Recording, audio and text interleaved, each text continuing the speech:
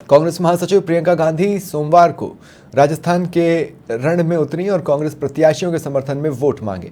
उन्होंने भाजपा और केंद्र सरकार पर निशाना साधा और पीएम मोदी के पेट्रोल की दरों को लेकर दिए बयान को आड़े हाथों लिया। अजमेर के केकड़ी और भीलवाड़ा के जहाजपुर में जनता को संबोधित किया और कांग्रेस की उपलब्धियां गिनाई।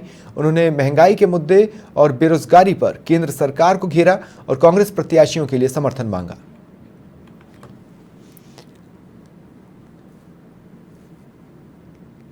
सिलेंडर का दाम केंद्र की सरकार मतलब भाजपा की मोदी जी की सरकार तय करती है। पेट्रोल डीजल का दाम कौन तय करता है? गहलोत जी की सरकार नहीं तय करती, ये मोदी जी की सरकार भाजपा की जो है दिल्ली में ये तय करते हैं। जीएसटी का पैसा कहाँ जाता है? ये प्रदेश की सरकार में नहीं जाता, जीएसटी का पैसा केंद्र सरकार को जाता है। तो ये सारे काम केंद्र सरकार के हैं, इनकी जिम्मेदारी थी कि पेट्रोल डीजल के दाम कम करें।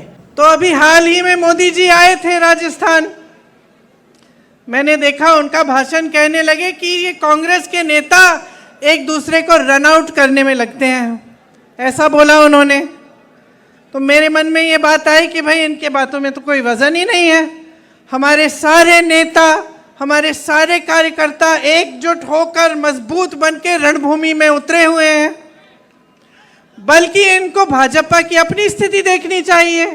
इनकी स्थिति क्या है? बिखरी हुई है इनकी पार्टी। तो हम काम के आधार पर आपसे वोट मांगते हैं या आपसे समर्थन मांगते हैं। अब एक तरफ भाजपा के नेता जो ऐसी अजीब सी बातें करते हैं जब चुनाव के लिए आते हैं। मैं मध्य प्रदेश में थी, मध्य प्रदेश में 18 सालों से इनकी सरकार है और 18 सालों से इनकी सरकार है, लेकिन एक काम का नाम नहीं लेते।